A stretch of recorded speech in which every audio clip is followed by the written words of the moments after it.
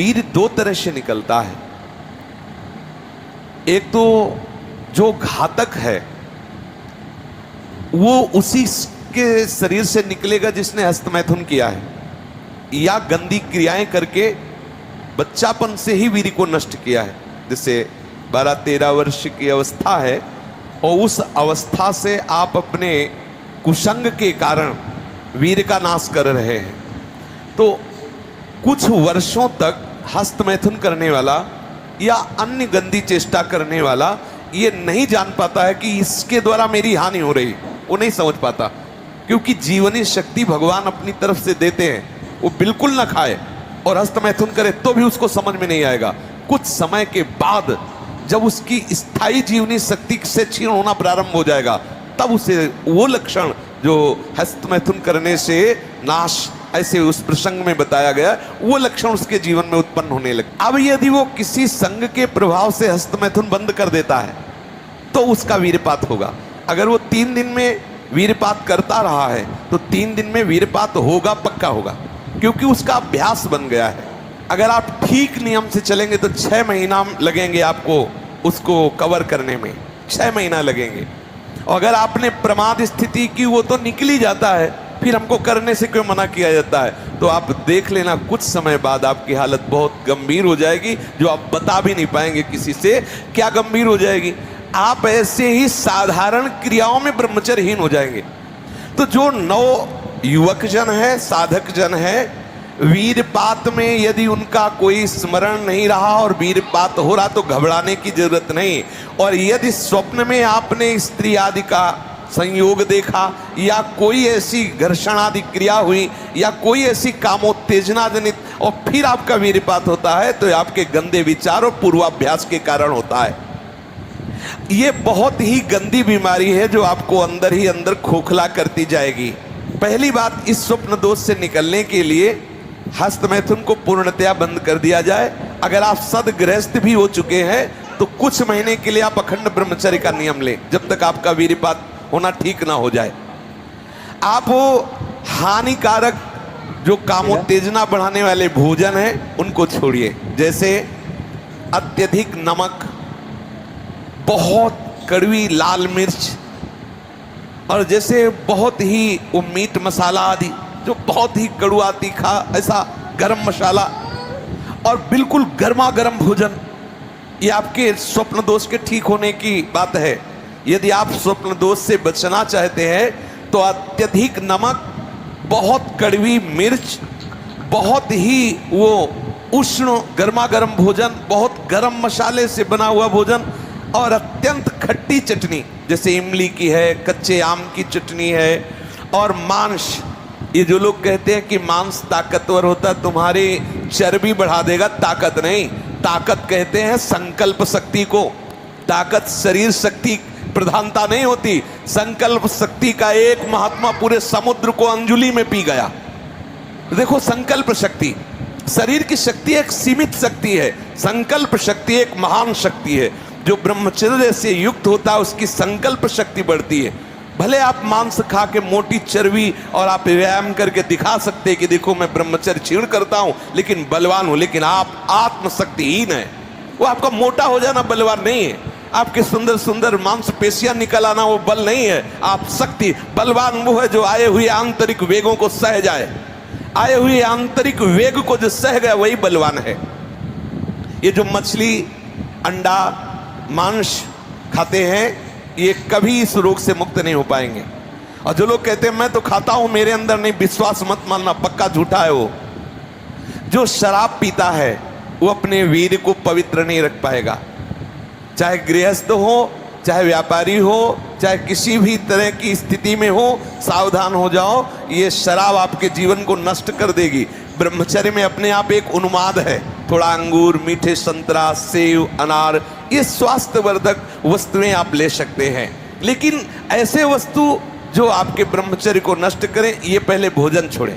ध्यान दीजिए, आप पहले ऐसे व्यक्ति का संग छोड़ें जो हस्तमैथुन कराने के लिए उत्साहित करे या जो गंदे आचरण में, चाहे वो स्त्री साधक हो या पुरुष साधक, दोनों सावधान।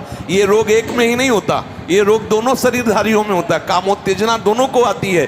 गंदे संग के कारण दोनों साधक गंदी आचरण कर बैठते हो, दोनों इस रोग से पीड़ित होते। पुरुष तो इस रोग को प्रकट कर देता है, माताएं बहनें इस रोग को प्रकाशित नहीं कर पाती, लेकिन पीड़ित होती है इस रोग से। यदि सावधान उपासक न चले तो चाहे स्त्री शरीर हो चाहे पुरुष शरीर, उसको कष्ट होता है। दूसरी बात इसमें सहयोग है 4 बजे उठना।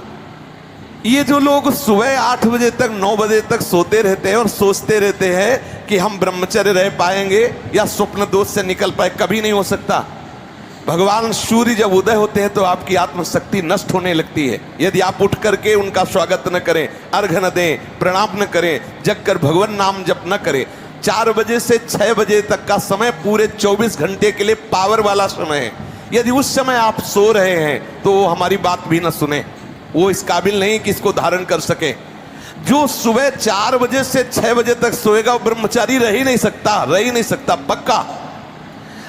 कुछ लोगों को लगता है कि 1-2 बजे ही स्वप्न दोष हो जाता है, 4 बजे की आवश्यकता नहीं। तुमने गलत आदतें की, तुमने अपनी नस नाड़ियों को इतनी घर्षण शक्ति से कमजोर कर लिया है कि रोकने की क्षमता नहीं रखी। तो आपको उदास नहीं होना, ऐसा भोजन छोड़ो, ऐसा संग छोड़ो और 4 बजे जगो। जगने पर तत्काल आप बासी पानी पिए, तांबे के पात्र में रखा हुआ पानी, और 1-2 लीटर पिए। ऐसा ना करें कि आप 1 गिलास में छोटा कस की पीजिए। अगर उल्टी हो जाती तो और अच्छा है, आप पी के तो देखिए। वज्रासन में बैठकर जल पीजिए, फिर थोड़ा टहलिए, सोच जाइए। आप गृहस्थ हो, विरक्त हो, कोई भी हो, अगर आप शुद्ध ब्रह्मचर्य रहना चाहते, स्वप्न दोष से निपटना चाहते, तत्काल व्यायाम कीजिए। 30 मिनट कम से कम, दंड है, बैठक है, और भी आसन है योगियों ने बताए हैं। और फिर 20 मिनट कम से कम प्राणायाम कीजिए, कपालभाति, अनुलोम विलोम आदि जो भी आप सीख पाए। और इसके बाद 30 मिनट तक कोई खान पान ना कीजिए। प्राणायाम व्यायाम के 30 मिनट तक ना आप चाय पीजिए ना पानी। चाय तो बड़े बूढ़ों की बात है, आपका शरीर रोगी हो तो आप चाय की जरूरत क्या है। ब्रह्मचारी अपने आप में इतना चाय होता है कि उसे जरूरत ही नहीं दूसरे किसी गर्म पदार्थ पाने की। अब ये सावधानी रखे कि जैसे आजकल बहुत बड़ा खतरनाक चल गया है स्मार्ट मोबाइल, इंटरनेट। उसमें क्या है कि बहुत से बच्चे विषयाकर्षण के कारण गंदी फिल्में, जिनमें हमारा शास्त्र आदेश करता है किसी भी पक्षी को भोग करते न देखे। भागवत अन्य शास्त्र भी आदेश करते कोई भी जीव यदि भोग कर रहा हो तो हम ना देखें, और हम मनुष्यों का भोग देखें उसमें, और हम सोचे कि हमारा आप कोई क्रिया ना करो, केवल गंदे वो भोग संबंधी चित्र देख लो तो आपके मन में जो संस्कार बन रहे हैं, जो कामोत्तेजक भाव बन रहे हैं, वो आपको ब्रह्मचर्य नहीं रहने देंगे। सोते जागते उठते बैठते आपका वीर स्खलित हो जाएगा। ये स्त्री संबंधी, पुरुष संबंधी, भोग संबंधी वार्ता हमारे अंदर संस्कार डालती है और हम समझ नहीं पाते। वो हमारे अंदर ऐसी अग्नि पैदा करती है जिससे वीर शक्ति स्खलित हो जाती है। कभी हम सोच में बैठे लघु शंका में तो सबसे पहले वीर स्खलित हो गया।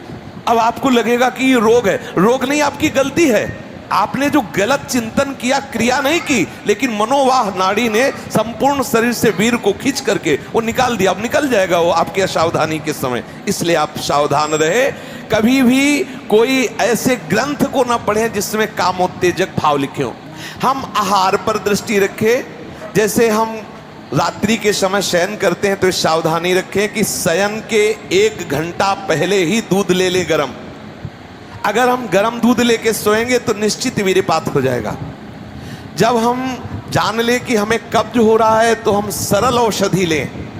ऐसे कोई चूर्ण न लें जो बहुत कड़े गर्म हो, जो हमें ब्रह्मचर्यहीन कर दे।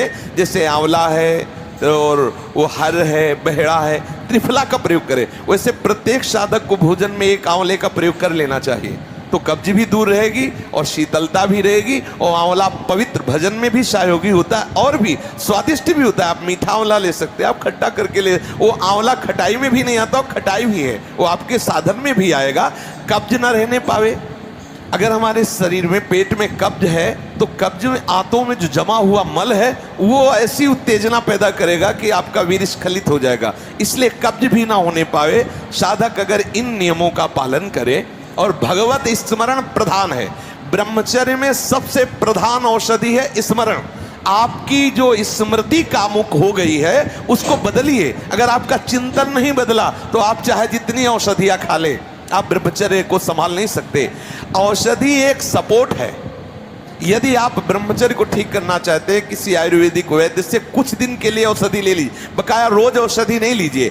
आप रोज ऐसा करें, प्रातः काल उठ करके एक तुलसी की पत्ती ले, जैसे आप नहा धो चुके, एक तुलसी दल लिया, ठाकुर जी के चरणों में चढ़ा दिया, और रात्रि के समय शाम टाइम एक नीम की पत्ती ले, एक पत्ती, और कुछ दिन उसे पाइए, अगर आपको पच जाए तो फिर एक एक बढ़ा दीजिए, 10-10 पत्ती तक जाइए। किसी और औषधि की जरूरत नहीं। हर रोग का निवारण तुलसी की पत्ती और नीम की पत्ती सुबह शाम करने से हो जाए। आप देख लीजिए, ये ज्यादा औषधियों को ना खाए, नहीं तो जब औषधि छोड़ोगे तब कमजोर हो जाओगे। अगर आप बहुत हालत खराब है तो आयुर्वेदिक कुछ ऐसी औषधियां कई महात्माओं ने निकाली है जो आपकी वीर्य को पुष्ट करती है, उनको सहयोग के लिए ले ले, और बकाया चिंतन बदले, कुसंग का त्याग करे, भोजन सात्विक रखे, और नींद भर ही सोए।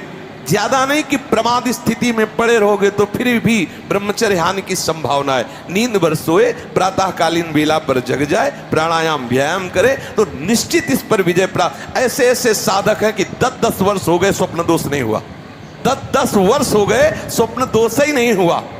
ऐसे भी उपासक है हमारे पास है, अपने पास है, 10 वर्ष हो गए स्वप्न दोष ही नहीं हुआ। तो क्या है, उन्होंने संयम किया, वीर जो है स्थगित हो गया, परिपक्व हो गया, धीरे धीरे ऊर्ध्वगामी होने लगता है। आप कभी घबराए नहीं साधक, सावधानी पूर्वक ये जो बातें बताई गई अपने जीवन में उतारे, चाहे